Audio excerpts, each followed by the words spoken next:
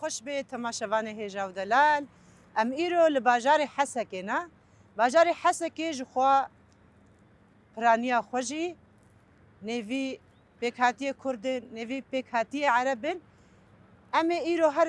تاخکیش تاخه حسکه امی هر نجم دایی که خوا که دایی که ما دکیشا تاخه دنا تاخه گوته در جیان کری روشا دایی که ما چاوایا اموجی دعوت دکن بهفدورا امی درباسی جم دایی که خوب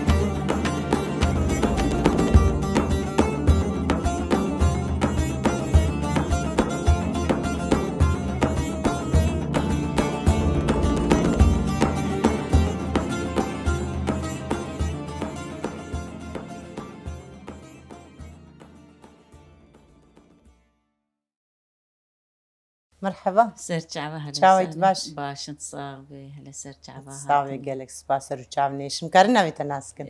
ناوي من سلطانية اوي سرچعبه ناوي بابي سعيد ناوي دايقام حسيناي سرسرا سرچعبه ام كيف خوش بوم ناسكرنا تا همت كاربي ماي كيجي بقرا تسبيكي سرسرا وسرچعبه سرچاونيش قالك ام في سباس برنامج بيروز كن براسين قالك كيف خوش بون ايرو هم بون میوانی مالامه قالك سباس امشي كيف خوش بون براستي دجيانا مد ما قالك زحمتي تعب تشتغلوا ما قالك ديتنا وقت دايك يعني تصانجي باري حري جران سر ملي دايكاي دسبيكي ما دايكا خديت بيشاوا دايكا ما هف قيس كادو تعب ديت ما امشوي دايكا خوشي في ايربو خودی دایکامه از بیجم بلکی عمریم 10 سال بوجی لی اما کاری حری گرانجی متکر خودی چون برپاز مدو دکلا ام دی چون پامبوا باوی من خوش بو دایکامه وقت اسلامی مالی بو دایکامه اسلامی مالی بو براستی دایکامه هر کاری گران دایکامه تکر دایکامه بشف ماکینه درود و بروجي كاري مالي تكر وكاريش درويجي تكر مقابلي چه مقابلي جو محتاجي كسينب سريج بستاني وحيوان اني بانا وباري خولي كربايا وسي چار چوال گنم وبربا آشت جو مشكش كام امهن آشت جبر وسبي باران بي وبرف بي وأوي بي جبو قوتي مهب ام دچون آش ام دهاتن يعني حتى صري بهاري او قود داتاني يعني دايكامه قالك تعبديت وراح ما خذي المليار ما خذي لي بي جي جنت بي ان شاء الله براستي امجي يعني عمري من 20 سال بو 19 سال بو من ميركر براستي مجي قالك وقت دايكام تعبديت مجي تعبديت ما زاروكي ما بتربيك باش بيكي ماني ما او خودي كرن ما او ما ظن ذكر براستيش خو جيرانك مهبو تم دقوت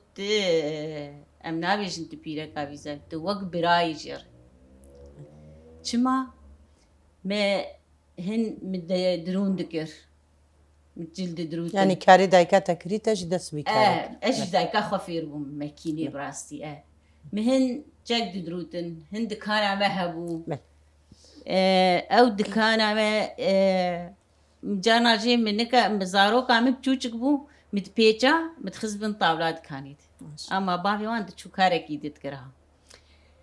بوي كاري هاني مزاروكي خو متگوش بو خاطري ازي برازي تعبي بينم بزاروكي منكيم زاروكي برانكي متشكيبن برا داي تزاني دايك خودكي ضحيا زاروكي خو يعني دخوا ناخواز كزجي تشتر بي إلا زاروكي خودي بفي كاري ما زاروكي جانا خودي جملة دهات دقو خوامي والله الفاقة دكانا والفاقة فيقا باجاري دقارم لي أما والله وقت دكاناته ومالاته وكذاته من هديتي دو درما دفروشي تسماني دفروشي تخضرة دفروشي وتماكينة خوشي أنيفر يم قدام أسشبكم أجي بي زاروكي خوش بومنا محتاجي كسيبن سبي زاروكي منا محتاج بن درن مدرسة أنفا زاروكا خوشك خودي بكن براستي ما قالك تعبديت وما قالك زحمتي ديت وأز بيجم يعني حياة زاروك ما زنجيبون وحتى شون عسكري يجي براستي دايق قالك إيشي تكشين يعني حتى أو زاروك دشو عسكرية بدهات أو دايكايا أما ما لورك دقوتن وقري يعني في دايكي قالك يقحر دخوار إيش دخوار يعني نوق باف يعني إيش أقو دايك دبينه أما باف نكار ولو ببينه نكار نظام يعني حين جدلي دايكي شوات بإرادة أخوه بقوة أخوه بزانبون أخوه دايك ومالي بريفة دبه يعني تب أنا بين سرشكي ما لاقو جنتي تنبه هاري دروسيروش أو مال خرابي بس أما دايك ما لاقو جنتي دبه يعني أو مال سراسته حمد شتينا أو دايك دمشيني تزاروكا بريفة دبه تمالي بريفة دبه قالكي ما هبو دقوت لاو جن بركة وزلام كانية هجر بركش كستيبه أما حياس بي أو كاني بيه ناي داقرتن لي أما وقتي برك ساغلن بي وبرك زوبي داقرتن براستيجي دايق بركة يعني أو بركة ساغلن وقود خازنيني وكارب ريذا ببي أو دايق تقو عمري مده صالبو دايكا مجي أو كاركر تقو بشترا مكوركي خوشي كربن ماسا دكانت وبافجي كاري درفتكر إنها دروجة ميا إيرودا أو تشتهي معنا أوقا كذا دايكي أوقا كذا دايكي براستي ما أفزاروك ما زنكرن ما خودي كرن ما زنكرن ما إجازاروكي ما بكيري ما هاتن أنا أو كارنا ماي لي براستي إيش بيتروي إيش بيت بشتي ويقا كاري لي أما أف إيش تنبو أما بش يعني وقت ترادزا تمرتاح رادزا تزاروكي تا سر سفرية حمل دورات بون تبكيبو بشتي ويقا تعبي أما تبتعبينا تحسي لي بس أما أنا والله إيش قالك يعني أنا دلي كيجا دايكي بكري لي أما بإيشو بكدره براستي أم تقاسي بيجن أما أو دمي بري أرين تعبي لي أما قالكي أما وقت دعوتي بو أم بيجن شبر إيش تنبو تعب هبو لي أما إيش تنبو شخو ماكينة ودكان هفدورة يعني تاجيانا خوي روجانا لسر ماكينة دكان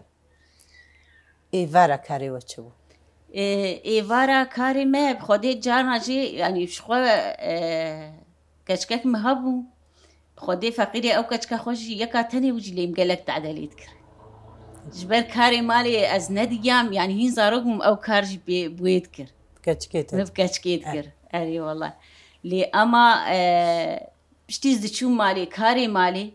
لي أما فرصتش مرهبا ودرونا مهبا مدرونا خوش تكر إيفارا جارنا جيرانك مهبو ديوارنا قبا مدهو دقو ساعد دوازيب شاف جارنا رحلي بوكا هبو تشهبو دوي مزو خلاص كربايا دقو لاو ما قيت نابتلي ما قيت ناتعبي ما قي خواتناي دقو خمناك ما ندا كاري معجلي دويس خلاصك براسي جاركي تيكي مشي هبو رحمة خدي لي بشي رحمتي ما خدي لي فرياق شابي جاركي هاد بو أنا تروجي چند كراسة درو مقو والله روجي ششن حفتن هاولو قو يا قو باز دروج بنطرون كي خبريه سر ماكينه قو هين أو بنطروني خلاص نبوي قو أو خياط وقت تبايا قو يشكي جلي بلد قشي درو تبايا ماكينة جي سر كهرباء بو يعني جي سر نا لينجو سر نقابو سر لينجو سر نقابو يعني حفت فستان دوي دميتا درو كده مد درو كده حقي هر فستانك كيف تشوفو خدي ويش غير حرف فستانك بصد ورقيبو صد ورق يعني رحل أبوكي يعني بانيايا يعني تقريبا 12 قطعة ابو يعني شافوا روكي خلاص ذكر بتجي خوش بو يعني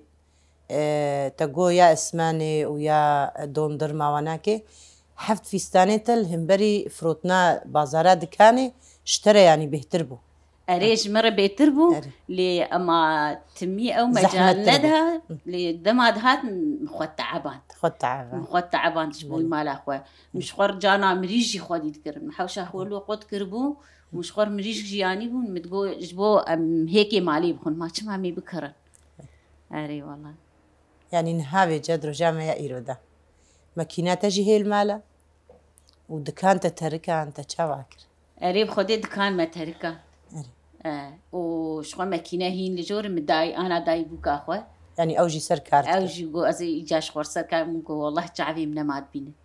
أما أنا وقت زدرم شكي خد بمجم خياط أجي لي أما أز جاردي أز تصلحين ما أز يقولي خد شيك دكم لي أما مقدلا والله تعبي من بينه إشتشخور أو فستان هنجي شخوا بيش مال كراس خفتان أو حميسر هفدور هلي بوكا هنجي أو بون يانجي تاني تشتي سبب لآلية ما حمي ملتي عرب ملتي عرب كراس خفتاني عربي بون أفتشتانا بون يعني أكتريوا بس جاء إيه كرمانجي إيه بيشك أو شغلي عمودي دايكام أو تشيت كرت دايكام أو تشيت أو بيش مالك جاها أو بيش مالك وقمتشك وخفتاني بيشك تاني دقصان دم ددروت جيري أما أنا زانم بدرون بيشلو أو بيشك أولو باجك يشين ليدان غربي بيجن غربي علامي وينه غربي كي أو أنا ما تقول شغلي عامودين شغلي برون أو كراس خفتانايا أما دايكام دهات تفصلان بجير ددروت بس كسي الجماعة والخونات أكتري كراس خفتاني عربي بود بس تساوي إيش خوا تاخا صالحية جي أم بيجن حميجي جندا أبابوا نا يانجي حمي حسكينا تشاوا أنها أف تاخا قوم إيروتي دا تشاوا دقري دست يعني بهتري خوا جندا هات نفي تاخي يانجي إيه جهن تبوارة تشاوا إنها بحسا جلاكر دروتنا جلا وبوك جي هي جلا دروي دفي تاخي دا تشلو يعني تدقري دست فرقا في وقند قندي قلت لي موازن بوي تشاوا بو براستي فرقا قندا وبلدا هيا قندي تلي تنت حسبات أو قندي تا غريب يعني توك مالك يبو هنجفات هبو شبهير كبون مثلا تاليا وينا وقتي ما بشتي ما بامبو خلاص ذكرن يعني حال يكيش خور كيسك دو بامبو تاني أو بامبو جي شبه جاركي أم كاتشك أم المالك يبون ما بامبو فتشري ما آلي هفذكر وما تكرن بعليف ما تفتشري ما تكر بعليف مثلا عزاك هبا أم قش بهفر آلي كاربون دعوتك هبا أم قش بوافراغا تديج بريج خاص فراغ هبون أو هبون حمي أم آلي كاربون بهفره لأما جيانا بلدا نولوي الفيدر نولوي الفيدر نولوي يعني الرغم يقو حار يكشيش قندك يهاتيفر يعني أوشي أم بيبش بريد لفربونا لدي ساجي حار يكش مش قندك يهاتي أم بون جيراني هبدو بس دي ساجي يعني تشكام بجيرانا آوان يعني نقبا ما خوش يعني مثلا شقايك هر يكيش قندك يجيبه يعني ونكارن بكنا شبهتي قندك يده حمي بهبدوره او زحمتي هي ام بهفر تشون بامبوكي محيا او بامبو خلاص كر مثلا خاني بصيادنا قش آلي كاري هبون حتى او حريا يا هبايا يعني تنور قافي تشيت كرن حمك اتشك كوم دكرن او حريا تنور يدستران دكرن تنور يعني جيانا قندا وآبلدا نابوكه لأما جيانا قندا خوشتر أنا قالكي كيف خوشبون قوتني تاين السرسمان براستي جي خويت على قوتك هيجي قوتاتا التراغري وهيزات دايخوا وكاريغ وتكريجي أم تبيروزتكن وأم دبيجين تهرهبي تبخوازي الداوية دا تسلاوي خوش كيرتشيني هل وستاتش بوي دايكا تشيا كرم؟ براستي بانغا مش حمد دايكار هي تشتي خوا بيجن يعني بدون خويا كرين بوس بي أو كدامة وندانا وسلاوي مش حمد دايكار هي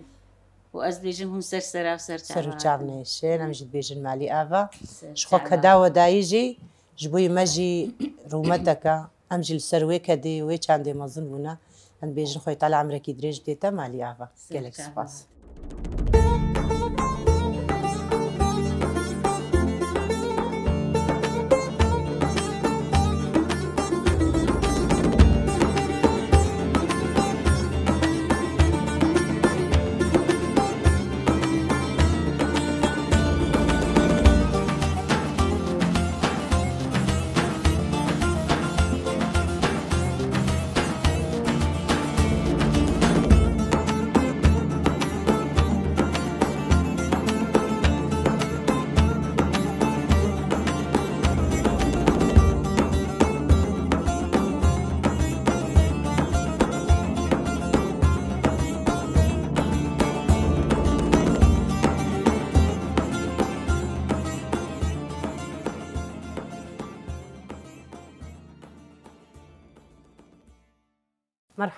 مرحبا شاويت باش بخير هاتن كان هم نافي تناسكن نافي مهدي ابو حمد ويسر تعبي ويتصابر سرين تصابي كرمكا مايكي جي بقرام بهتر يعني تماشفانجي بهتر مو تدبينين ام تخوازن تجي خب تماشفان في ناس كرين يادي هديه چه کار کرد جیانا خدا خدای جیانا خدا براستی جی امی دسپیکی سر جیانا خونی ختم دسپیکام هاتن ویده کی ما المفتي آباكر بريد قندكي مفتي براستی أنا أم بينن نبعد بين قندكي مفتي أم بينن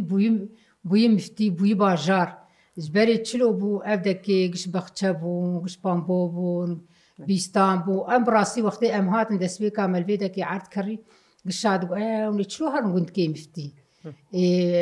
براستی وقتی أم جهاتن ما حوش كري ما جي شوار بختداني مشوار حرتش دم مدار دارين ما بخشة دارين يعني تقريبا ما منتاخو قشتكش حوشا خود قد شبرق عرضي زراعي بو عرضي بيدا كي براستي بخشيوي قال كي تشيبو هاوي دورا ما قش بامبو بو قش بخشة بو دسبيكا ما هاد بيدا مفتي آفاكر براستي ام جا ام اختي ام هات المفتي ام قال لك مرفي ما ام قشت دبي حاريدي مربون غريبون شحمه حاول مكونة برنانا مكونة عددنا متنا بس جسبيكا مفتي آبابي بري أم بين فيدا كي بري مفتي هي الملي وياري كي بس إيه فيدا كي أباش شغلي تشل سالي أبجي أم تيدا اللي هاتي آبا كرن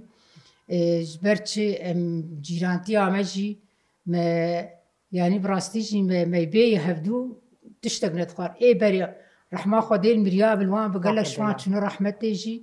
أنا هين وهيجي أم قلاوان تكر أم دي جيرانت يامني بري براستيجي جيانك برباش ما بي هبدو قل بقى بنتخار جيرانك ما هبو دي ساز بم رحمة خدي لي المرياب تشلوبو بعد دقو جا أحمد فازا إيرو فاكو تلقى تشيكم تشيلاكم دقو بري والله دقو ديالا لا عجلة كارا تيجي سندكي خونا بكو بيفازة خونا بكو بس تبي جمل مالي تشيكي ما براستی عون نزانی بکتل چیکرانا اجی علمی دست بکر هیدی علمی يعني او بخواش تمريش ام مستر بو لغندا جيا كربو ام ارز از 4 سال اتشون غندا بس از ديس بغر البلد مزم بو 4 سال اتشون غند اديس بغر يام بلد كار براستي مكاري غندا نكربو متشلوكر از قالكيش بيجرانا خو علم كاري غنداش يعني ما وهفير بكره ناني تنور جيل فرتشي ذكر التدي حوشي ما هبون مزدمون قرشك هبون الفيدا كي بامبو ما قرشك شخور تاني ما شخور ناجي لي تخست وهفير كرايا مني شخور هفيري خوب كرايا بقول تدور ور تجي لي اخي بعلم دقو دبرق جرنانك ددوتي كبيش خمنا كيدي هيدي اجي علمي مناجي لحيف شي ذكرن لحيفجي متشينا كربون ويتعلمان ويت تم شمار شي ذكر روكي جو كاور جاء احمد ور ازي تشيكم تجي بدومي تشيكم خطامي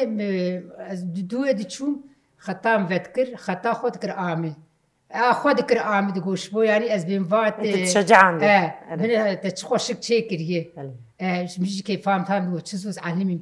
هم بهم والله ام علم مشغول حيفجي تشيكرين ما دوشكجي تشيكرين يعني براستي جيرانتيا بري اتشقصي بيجم از نكار بحصاي بكم قال لك جيرانتيا بري قال كي شي انا ام تشدرن جيلي مني نها يعني اري والله انا جزناب جيلي انا قال قش ما حزكن دبيتي دايك بعمري خد فرد بتمري خو مزني ام قش خلت دقرن جانا مثلا وجدر فرني بام كنت بيور جا احمد بندنا مدى بسبنا ايرو دايكك ميه مثلا شيرت ما بك تزان بكاتشاي تشتني براسيز يعني حقي واجي ناخم جيلي مني انا كيف قال كي شمرتي دورد جي يعني وقتي دفرد مكار وخباتي خو دكر براستيجي ما زاروك خو في داغي ما از قربي بيجي بكم زاروك ما تشي دبوني زاروك ما تشينبون مكيناوي هبو شمر تشلو او دايك مكيناي هبو شمر قمات كي زاروكا تشيت كر بري تي تشكي زاروكي ماكش باسما بون است باسما بون تشكي زاروكا كش باسما بون مثلا پاچکی وان گشتک پیچک جای سپی بو و مدورا وان گش حبکیت کر ویج او گش مرد شید کر د نقش مناقش سر دستات شید کر نقش ابي بري قناويش هبون طه هبو مدورا در گشی زاروکی خوشی ما گش بنقشات شید کر خدا اولو منگه کی مبدرگوشی بابو ونگه کیش مناقش شید کر مد بعرفه برسري زار قياك برسري وان يجي مداتاني كلكا درغوشي او جما قش منخشات شي ذكر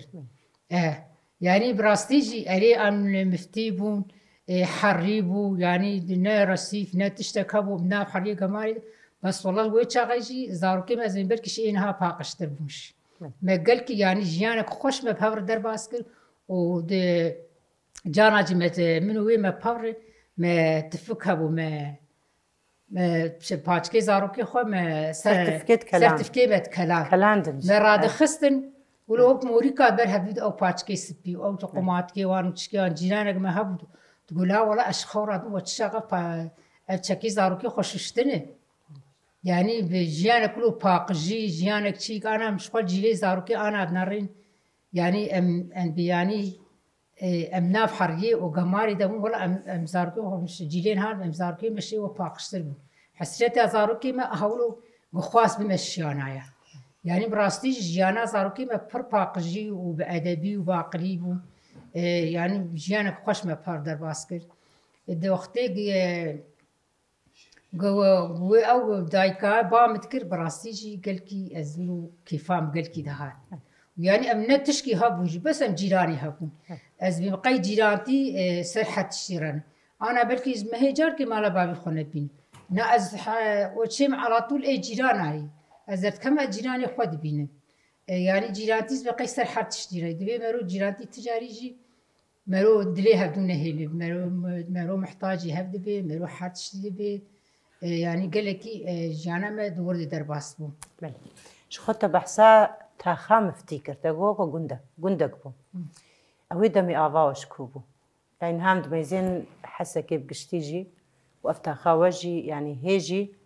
افي بدس ناخد افاوا ويدمي وشكو اف ددان بخجا تبحثا بخجا كير زور زحمتي افي ويدمي هبون نبون وكرو جائرو لا زحمتي تنو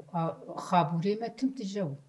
الجميع ما تم تجابون يعني ابدا 24 ساعه احنا في ما هبون ما تزحمتي انا افي ونا كاربي 24 ساعه ابو كهرباء ما هبون يعني احنا في ما ينت هاتن كرتن افربو خابور تجابو جميع ما تجابو جانا جهنجي جم تجدبو لهي المرادبو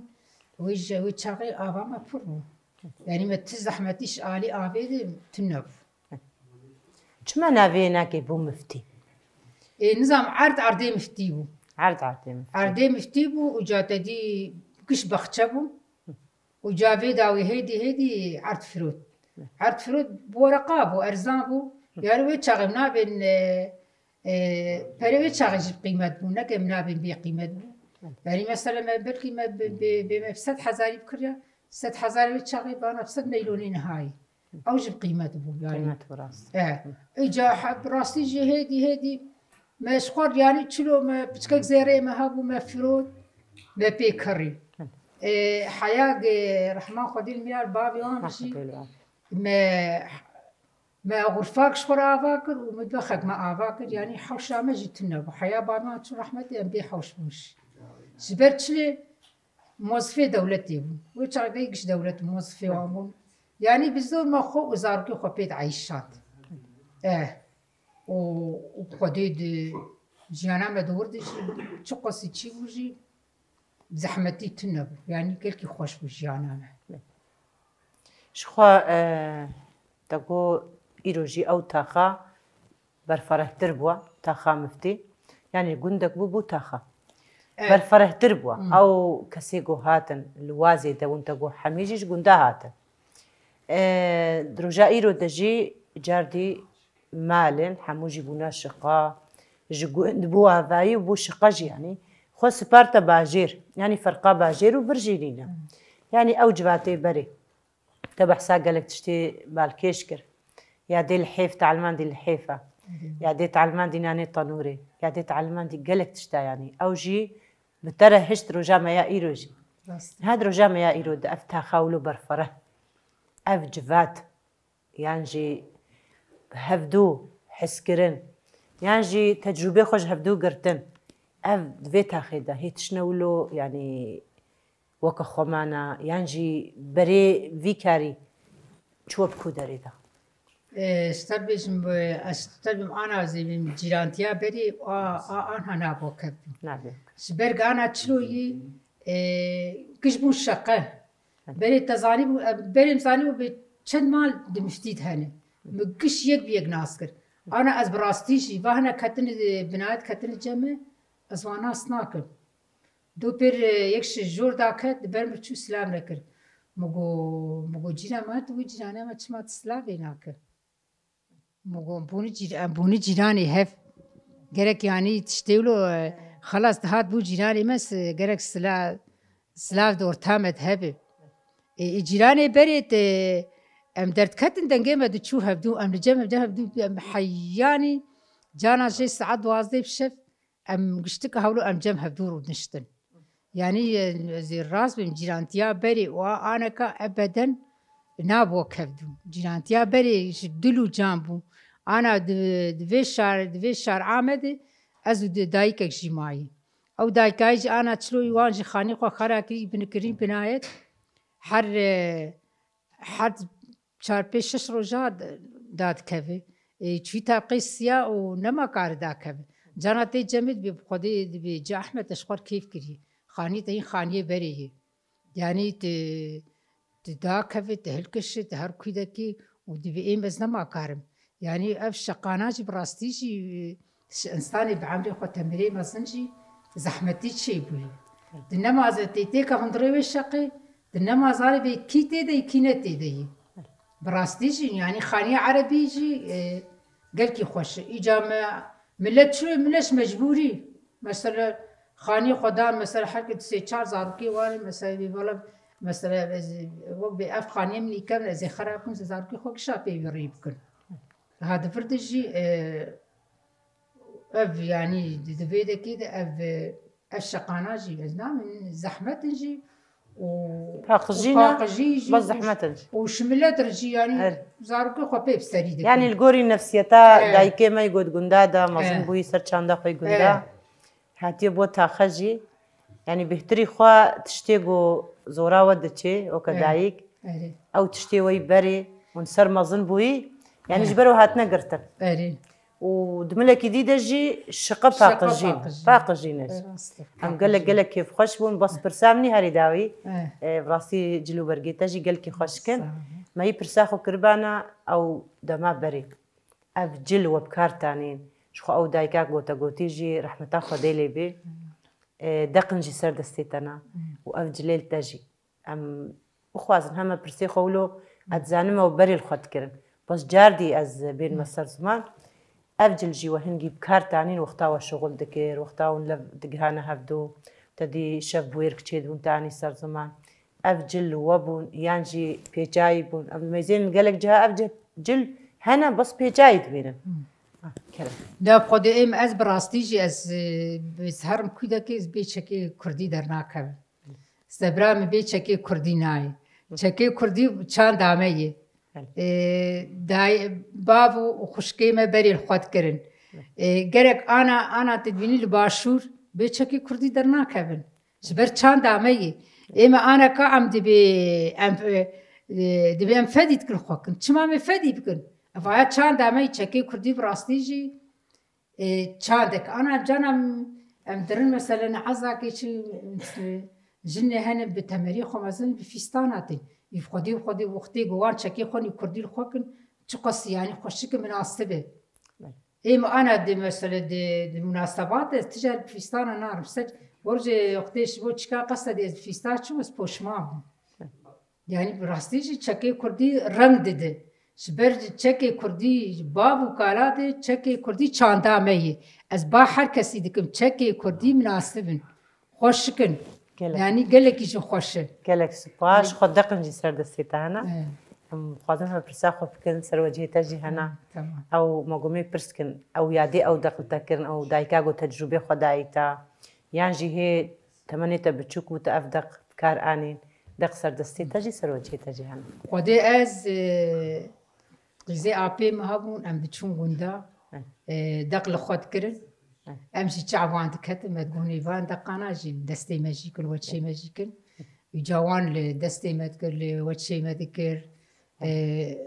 يعني يقولوا أوجي شاندك بو شاندك بري بو أبدا قانا الخود كرن يعني يقولوا أمشي مزاروب براستيج مزاروب بون أم تعبان تكتم ما تقول كلمة فان دقال ماجي شيكن وجربوا ماجي دقيق خدشيت كرن إجا أفامي بريد قو تشل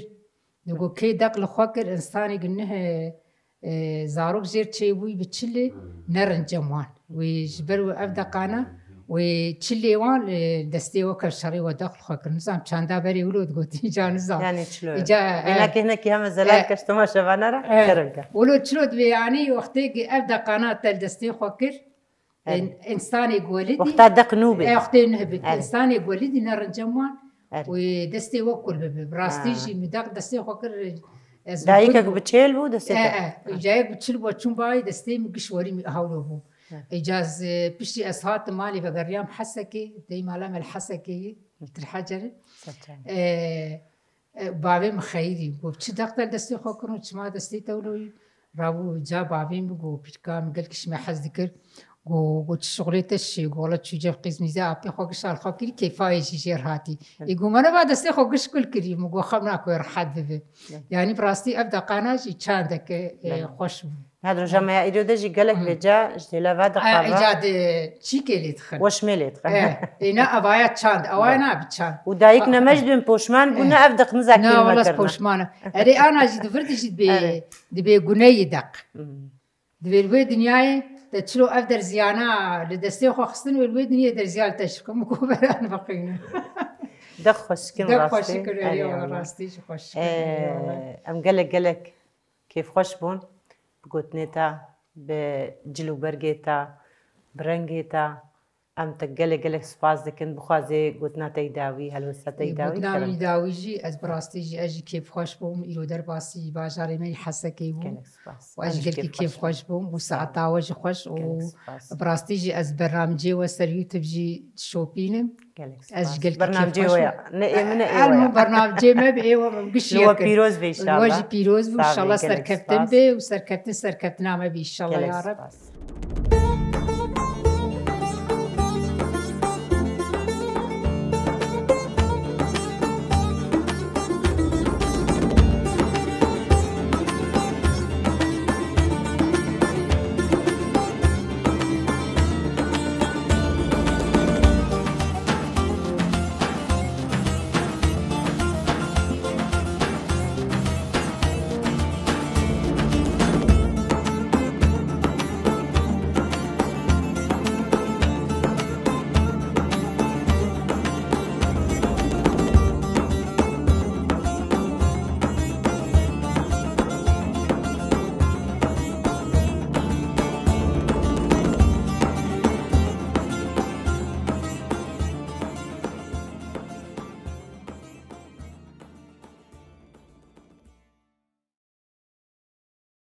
يا مرحبا. اهلا وسهلا سجا برات صعب الحمد لله. تشاوني خدش ترازي قرنا بتناسك نافيم زكية محمد ويسر جابي اهلا وسهلا. هذيك ما بلا من شناس يا اهلا وسهلا صعبي قالك سباس.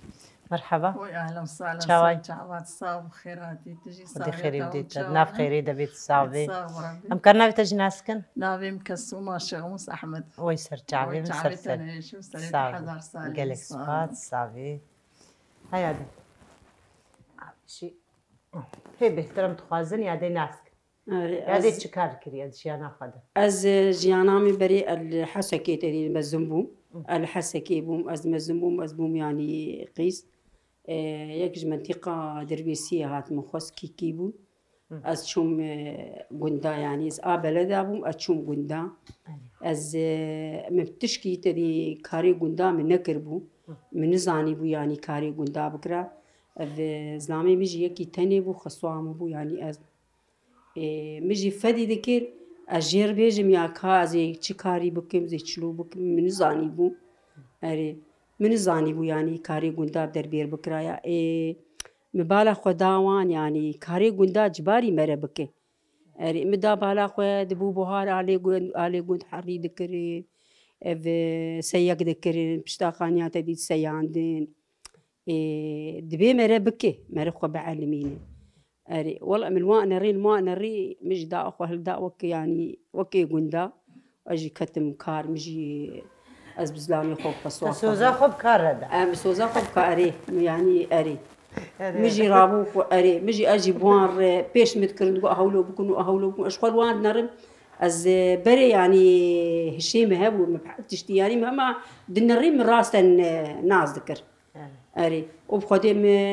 محريكه وما اخذك شاند وما كلبيش دبري وما يعني حر كار ما ذكر تدي جاذبو هافين دبو وقتي بوشوان يكي تدي كل كيما هبون مثلا ام ايه قندابون يعني اري اي از دشوم تدي هلاكي كان تقول ايه ما تقول ملهبا دهتلي علي ملا الناف كي كان تقول قشاشة بوش تدي قشاشة راج قشاشة قد سربي قد كر واد تشوم بوش تشوم بوش متشول هبالا خد نري تديج تقول هوكي بوش يعني بشتي هوك ملوان نري بكاتشلو ليد كنشلو مجي وقوان لي ذكر وما دكشان ما بوشي قطاني مالي حياتي دي بوشي مجيد قديا وجات دي مكايا خو تدي بوشي خور ذكر ومكايا خو جي دكشان ذكر تدي لود هبو اللود مكا ما ذكر يعني ما خوقش يعني از افكار قش نكربو بس ما افكار نفدم قش كر واز قش علم يعني تبغوتا از اي صار بركي عمري ما قندات شي بوي ازولوكم اري وزاروكيم مثلا زاروكيم اجي تدي اي قندا مدتشون مدرسي قندا اري وكاري ما افكاري قندا ما تذكر وما زحمتي نديت بشام زحمتي ندي ام انسانك وقت دي وقت كوير وقت شعبيها وجا كوير بذا ام ولوبون يعني ام بلد ما زنبون وام شو قندا ام وقت دبو ايفار تدبو تقام كوير يعني لمبابون لمبا اي غازي بون ولو ما تشوش حري سبا وما غاز خصتي ودبو ايفار ما فيت خص اولوبو اري وف ما خو علم يعني ما هبير كبيش خصوام دو كابيش ما ازده هندر دهم وجبوت شته هبير دكي ازي بكم وزي متعلم دو اولو بقولو بك راو ما هبير كر وما ما تشو جاناني ما الفي جاناني كاتير تدي بري قش مرشتن ابو افش كل حيوان ابو اري بي تنور داد دان وتنور بيرا خصوام جمر تنور داد حاضر كر متشوناني قليد خص هم بهم قهد كتي حياة معلمين علمي إجازهم أول ياك ورد نعني مو مشاهدة تقريبا أري ما نعني خوشي لي خص كاري بري تدي كاري بري دقو تنتدي في خوارني بري جي تدي تشي ذكرن دقو كتاي يا ربي كتاي كا تشي أري كا كتاي تشي تدي إمام أملان أم دوين حفنيسك إيوان تدي قوتني ما إيوان جي بهبدر نتكتب من الري هي لو أب حفنيسك كنت وان تقول كتاي أب حمس وقنم وانا معلمين يعني تفتي أري ما معلمين ما باناجي أزعلمي واناجي أم يعني ما لا بابي خود ما تشتك شينت كبراستي بيجن بس ام شو ذاك معلمين حرتشتي ما كنت الشيكرن وما ام معلمي كاري مالي يعني معلمي حرتشتي حرس بمراد بحر ايوال ما هبيلي وقت سبي زوما تشوناني خليد خص وكاري ما ابون يعني كاري قندابون سري سبي زو امراض كتم في حوشاق وحي يعني في حوشي بقشري ذكر ما افتش جمل بلد تنو اري لكام هرنها ولا مجد كي لكام هذا وتشتي تجبير كري تجبين بيرا حتى مجي از لگند وقت بیم جیان دکر وقت مشترگو از 26 ساله لگندام جیان دکر وتهاتي باجر شبش رزاتم باجر بجیانا گند مديدين قال كي خوش وجيانا قند يعني وقت بي خير هبو جيران خير بالجيران دكر تبقى لي جيران بتشاوك مالك بو يعني وقت بي فتنة تنبو قلاجي تنبو حشي و يعني قش جيانك خوش ما درباس دكر عم تشون بنبيا عم تشون ما بوش بقفلات داها سر بندرة جرجرة دهات عند أيامي مدى جرجرة حشا ابتدي قانتر بهس مولو جرجرة تشيني كلهم بوش دهيران جيانا خوش ما درباس دكر سري صباها ما ايواري هفيري خود كر صباها زوج شبقي امراض بون مدتا نوراني خلي دخس كوباني دهات جمل هيلاما بامبود تشينين دقوت ناني صومر نوختاك ماليد خص ناني تنوري تقول ناني صومر يعني مجيانك برخوش درباس هي تكيجا قند ويا ديقو شما كيكا باب الخيري اوجي آلي كيكامو قندي باب الخيري اوجي الهيلات التمر آلي كيكام قندي مجي برخوش بو وخيرها بو يعني نوك آنها توابك رحمنا ماي خيرنا ماي وقبري انه يك خيرابها بك التنية رحمي بك التنية إذا انتو نما كار آمن دبي مثلا تدلي خوجها خور بكت إنه راسن تي بلا كرنتي وزعندن يعني تشكي بالشارتي نما يعني جيانا قنت بهتر جيا باجير عجبان جيانا قنت من قلت عجبان باجير جي خوش وقلت خوش مو بي بتشن قندام خوش تردي أسهاتم باجير يعني مو باجاري وخوش مخوشبون دي بس مقلك زحمة بون جديد باجير يعني جيانا قندام برخوش تردي تقول نا إنه أزل قند مزنبوم نا جيانا قند مقلك خوش ديدبو أسهاتم يعني زقيان بابي إيفان براستي مبر زحمتي كشاندن تزحمتي دملي فيزيكي دا تكشان أيوة. يعني نقو تنول فيدي تدس بكاركر نا كاري خوا وقت بيما كتل شيء ذكرين جالي كار بيجم قاي كسك جي يعني نا انهم خجيهاتي دبين بتكاتكان يا خوا بيركام هب ورحمه خوا ديلي بدغور ايوا بجي دغور كاتكام وان خوا بعلي من جوا سبيت هرجم خلقي خلق نبيجن يعني دايكاوي وبيركاوي مثلا مالباتي او نعل مادن كارك كتل ما شيء ذكرين ما نعلي دخيس ناني سيلي هما تبي تشكر مذكر يعني ميوان دهاتن أذكرت المطبخ هذي وقتك خوارن تقدمي ميوان أش دايكام تقول كاكي أب خوارن تشكر دايكام تقول كباني كمهي أري دستي كبانية تميل دنيبي إن شاء الله ويتصابوا خدش تراسي وأجي أنا قندبو بلد باجيرجي وسيك مهبو أم سيبو بدنا هفدبون وقت بي أم هات شوية تعملوا باجير أم هاتنا باجير يعني أم هاتن باجير أم هاتن باجير بتشكك مطبخ يقولوا بكفرالي كريبون هر قل لك أولو جربوا عاد مطبخ هيدا هر سبز رادمو بساطلا أم أخشي دافد أبجيانا على الساد باجير أم سيبو بدنا فهفد يعني مجال تنبو مكاري خو بكرا حياة دو زاروكي مجي تشيبون سي زاروك جي أم دنا فهفدبو أم قلق كيف خوش بون وصاغ مربي وجي بركي خوش بون بهاتنا وديتنا وسباست صعبي مجارك خوش بو يا دي جباجير تشو قندا وتجي جندا هاتي باجير جاردي يعني أم بيج المجارمة هناكي هبدو قرتيبو إن شاء الله قلق سلابي ما جبر حياة وقت بي جسروك أبوري وجا كسي ما يقصديري وجا عسكري مرة وجا تشك وقت بي بشقرتيا قصديني وقالك سلابي مجوار قالك سباس أنا جيت أجدلو جان سباس ذكر وسباس بيج المالي أفا ومالا وجي أفا صعبي كيادي هل وستاتي تالي داوية دا تشد بيجيت جبوي دايكا تشد بيجيت سلافي خوش كيرت شيني كلام كاد از سلاوی خو حچی دایی که گلوی دنیای سلاو و رز القشادك وسلاو و رز از حچی شهيد از وان بيرتينم وسلاو و رز القصة دي جحر دري سلاوي مجوان هي وارسلوك ابو دكم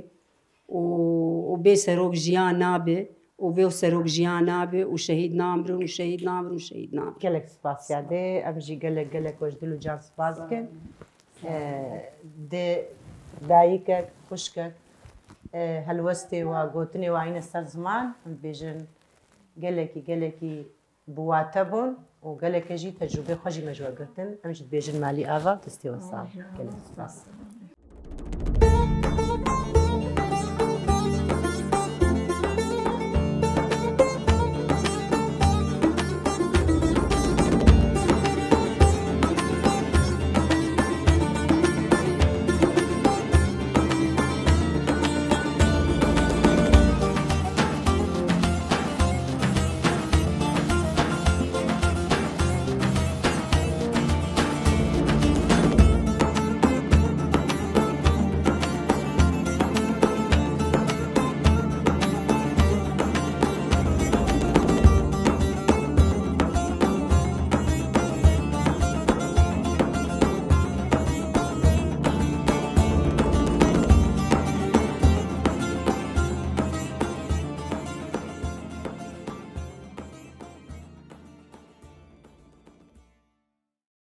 بله تماشاوانه هجا و دلال براستیجی ما ایرو گره خوا لوی تاخه خلاص کرد خوا امجیل تاخه مفتی بون یا گریدای باجار حسکه ما هفدیتنی خوب دایی که خورچه کرن دایی که ما بحثا دیرو کاوی تاخه کرد جمر عین سر زمان و بحثا دما بری روجا ایروجی دایی که ما اف حمی جمر عین سر زمان امجیج بوی بشدار بونا و وجدلو جان سپاس دکن امین ها خاطری خوش و بخوازن حتى حفتيك دي البندا ما بين هاجي بخاطرهم